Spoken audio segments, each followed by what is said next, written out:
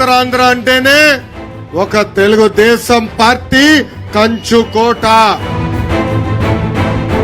పోరాటాలకి మారు పేరు శ్రీకాకుళం జిల్లా. ఈ రోజు జగన్ సభ చూస్తుంటే నాకు కొంచెం నవ్వు వస్తుందండి.